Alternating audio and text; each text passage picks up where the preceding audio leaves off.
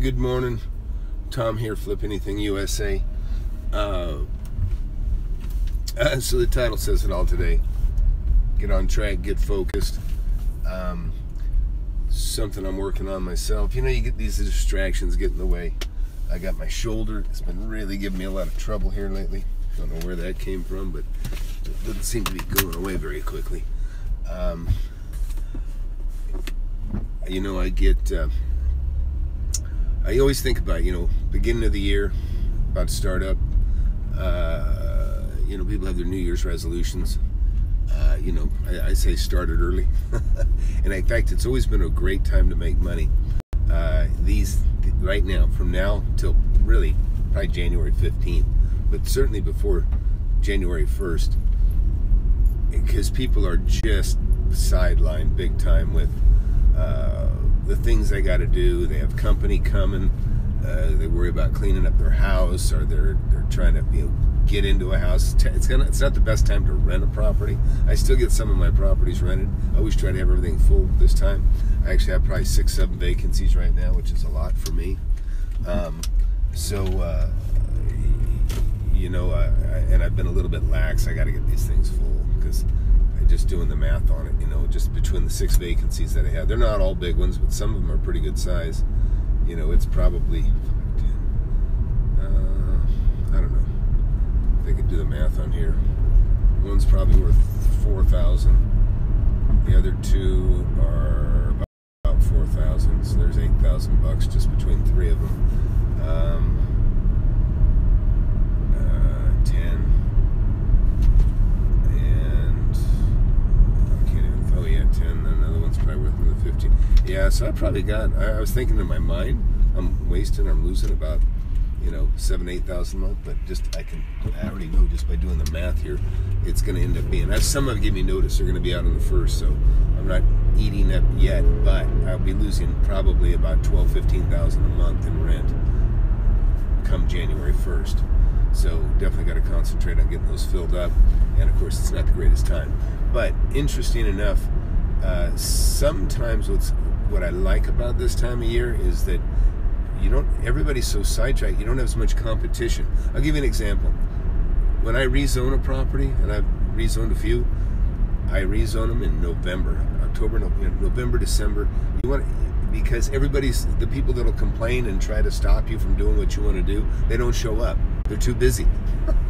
So it's a very good time to get a rezone and that sort of thing.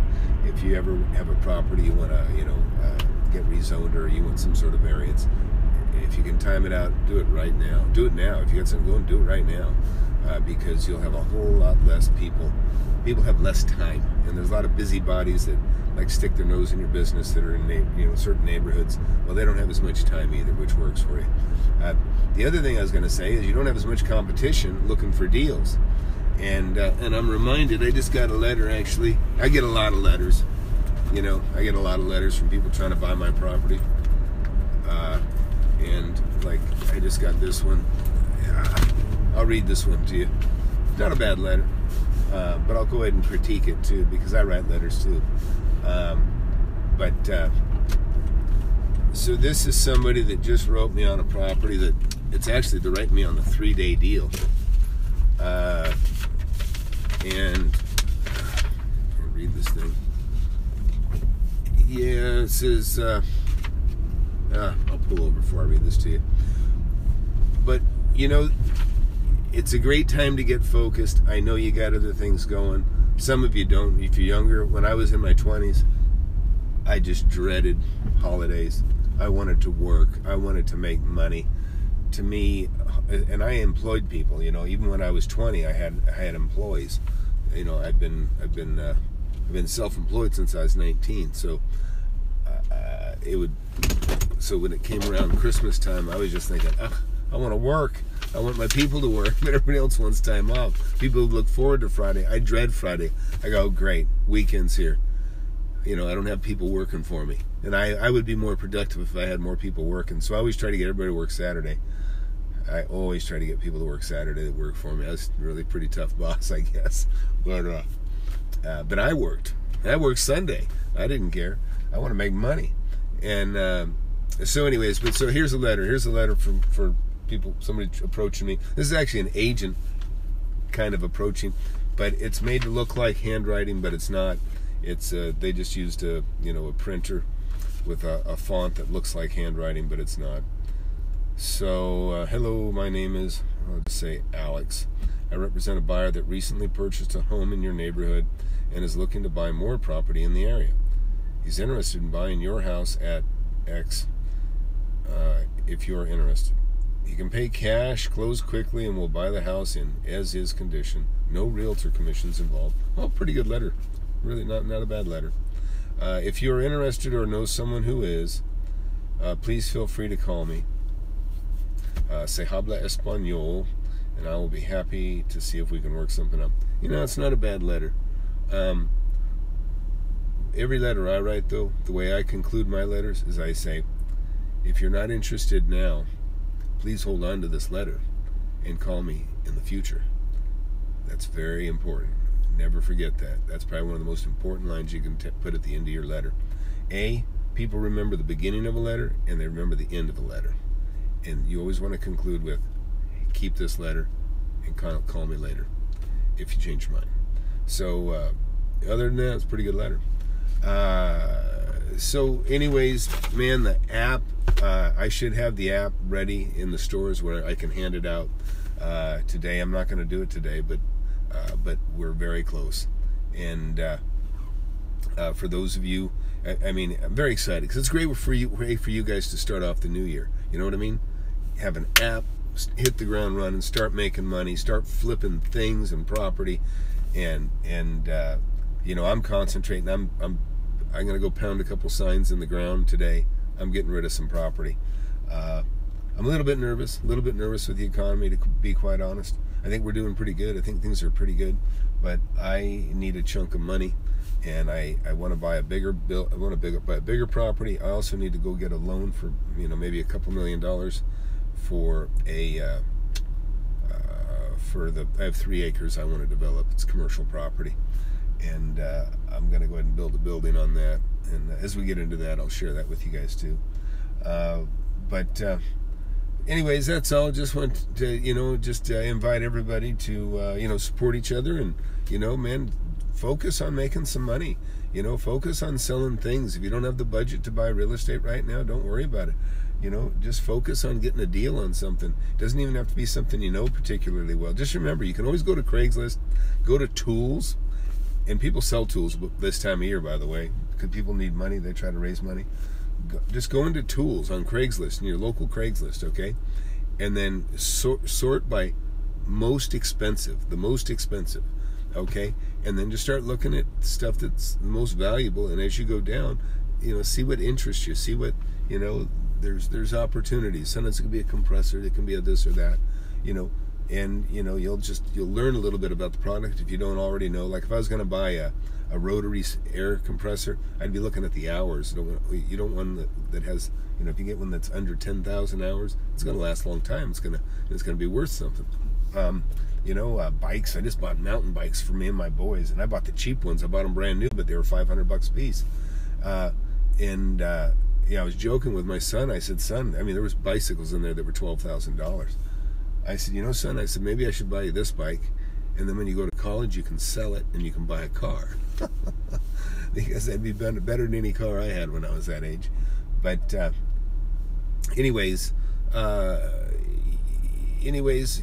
just start making a plan. Make a plan. If people that don't have a plan can't get anywhere. And your plans can change. That's okay. But the goal is make money. Like right now, I'm some of my plans I'll share with you right now. Let's always make money, number one. But I'm also wanting to optimize my assets, and I kind of went through this about 4 or 5 years ago, and I got rid of lots of land, and I converted that land, millions of dollars of land. I converted into millions of dollars in rentals, and those rentals now just bring in tens of thousands of dollars a month in rental income. And but now I'm sitting here and I'm looking at assets that aren't as productive as they could be. And really, I'm just talking about houses. I'm talking about houses that are worth $400,000 or $500,000 that only bring in about $2,000 a month rent. That's terrible return on a $400,000 investment. When I put $400,000 out, at a minimum, I want to make 10% on my $400,000. So at a minimum, I want to make $400,000 or $40,000 a year. But really, what I want to do is I want to take that, that chunk, let's just say $400,000, and what I want to do is I want to go borrow three times that. And so I'd want to buy something for, say $1.6 million, put $400,000 down, and presumably I'm buying something that's worth $2 million, and I'm getting it for $1.6 million. And then I'm going to, then I'll be getting maybe 10-12% minimum on my $400,000, and then on the other $1,200,000 that I borrow, I'm going to borrow that at about 4%, and I'm going to get about 10% on that too. So I'll make 6% on the 12. So I'll make $72,000 a year on the borrowed money, and I'll be making roughly $40,000 a year on my cash. So there's $112,000 a year. You got to think like that. You need to think in terms of return on investment, optimizing your income. And I don't care. Listen, I remember still so well just figuring out a box of suckers that I would buy for $1.10.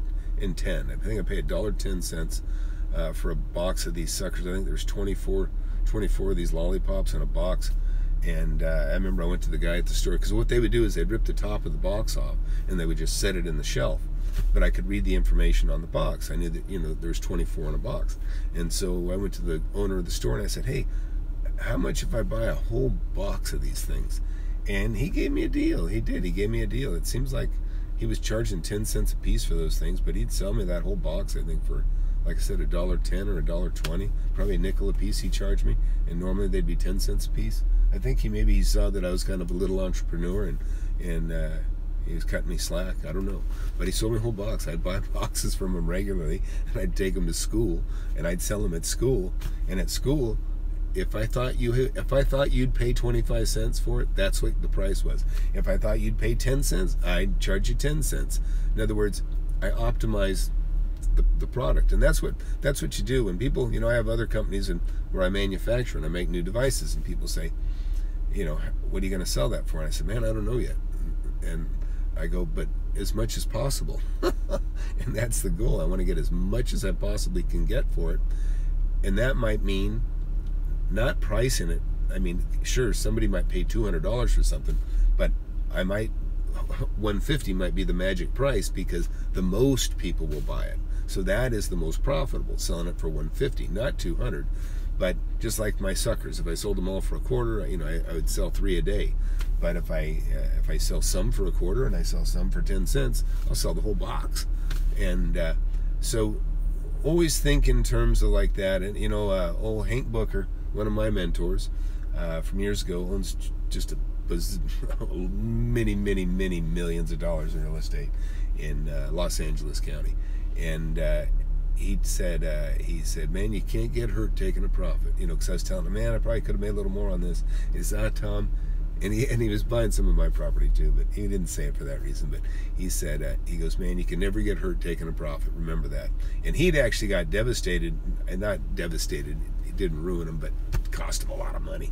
He had notes on several $1 million in notes on real estate that he owned in California, and the earthquake came, and no earthquake insurance, and so it rattled those. And he'd sold a lot of this property, but he was carrying a second trust deed on it, and so when the things got rattled up there, the fireplaces collapsed and crushed down half the house or the living room.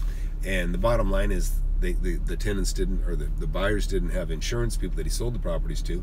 So in the end, they were going to let the property go for what was owed on the first. Then he'd be taking the house back, but he'd be taking back a damaged house. So in the end, he had to work deals where he lowered what they owed him on the second, or he just let them have the property because he didn't want to take it back.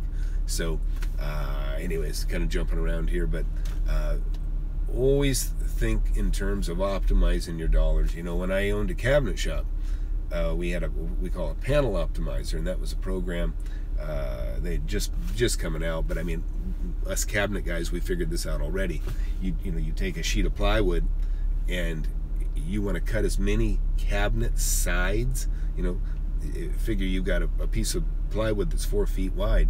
You don't want to cut more than 23 7/8 width, because that's all you're going to have left on the other side. If you cut 24, now you have less than that on the other side, and now you've got a panel that's not wide enough to make a full cabinet depth that you need. So what you do is you want to cut that thing right down the middle, or you want to make it so that you can cut it in half and use both halves. And then when you cut it the other way, you got 96 inches. Most counter heights are roughly 36 inches, right? So you don't have quite enough height out of that panel to get 3 cuts. So you start thinking about how you can optimize those cuts so that you can get, maybe a bathroom cabinet, which didn't used to be quite as high as a kitchen cabinet. The trend is now the bathroom cabinets are as high as kitchen cabinets. But my bottom line is you're optimizing, you're getting every cent you can out of that piece of wood. You cut your longest lengths first. When you're cutting up wood, you cut your longest lengths first, and you cut your shortest lengths afterwards, because you want to cut the shortest pieces out of the remainders, the scraps. You don't want to start cutting your short pieces first out of a long board, because then all of a sudden you get down to the end, you're going, oh, I don't have enough to cut the long piece that I need. But you got all these scraps sitting there from other pieces of wood that you cut up. So anyways, look at your budget the same way. Look at your budget the same way. You look at the money that you got in your pocket, the money that you got in your bank, and you go, how can I optimize this money? How can I use this money to get the most out of it, right? And for me, leveraging, like I just explained to you, when I buy a loan, I want to get first of all, I want to buy a great deal, get a discount. Next, I want to put 25% down, leverage the other balance, and make money on that. I'm making more money on the borrowed money than I am on the money that I put down. That's just smart thinking, right? Okay, and right now at the same time, everything's numbers to me, right? I'm anticipating, real estate. If the interest goes up, the values are going to go down on these houses, because people don't look in terms of how much. They look at how much a month. I look how much money can I make, not how much a month. Sometimes a little bit, but for the terms of making money, I'm looking at a profit. So I realize I need to sell this stuff off before it goes down in value, and also then I'll have cash, and I can make a better investment, because I'm getting such a terrible return on these houses right now. And again, that goes to the fact that, like I always talk about houses, I do not think houses are a good long-term investment, because they go up. They can go up rather quickly, but they're not great for cash flow then, because the values aren't determined on their income. They're an emotional value. People raise the values of homes in a neighborhood by desire. They want their kids in it. They want, they like it for whatever reason. It's a good neighborhood, but the rents rarely keep up with the income. In other words, you're always going to get a greater return on investment on a property that's in probably a lesser neighborhood or not as nice a neighborhood. If you get into a high-end neighborhood, the rents usually don't keep up. Other than if you're in, like, on the beach. If you're on the beach and on the sand, and you want to do a weekly rental or a 3-day rental, then it's different. But of course, it's a job. So, anyways, I'm going to leave it at that for now. But man, think in terms of money, man. Just everything. Just try to think in terms of money. When somebody, I think about it all the time. Just need somebody can talk to me about age, what they paid for their car. I'll say, what year is it? How many miles are on it? You can start doing the math and think how many miles are left on this car, and for what they paid for it. In fact, you guys know I'm looking right now. I'm trying to find a Porsche Cayenne GTS. It's kind of hard to find used, and I just missed a deal the other day. And I'm trying to find that same deal. I'm trying to find that deal. So I'll be looking a while, because it's not going to happen overnight. But anyways, that's it for now. Flip Anything USA. Please share, subscribe, and please share on the app. You guys know I'm giving out the app. Tom at FlipAnythingUSA.com. I'm trying to hit 1,000 of each, and I don't have quite 1,000 names yet. So please spread the word. Free app. Free real estate app, investors app. So share it out how you can, if you would. And they just need to write me, Tom at FlipAnythingUSA.com, and they're going to get it. And it is done. It's done for Android and it's done for iOS. And now it's just a matter of me hitting those numbers before I shotgun it out there and give it to everybody.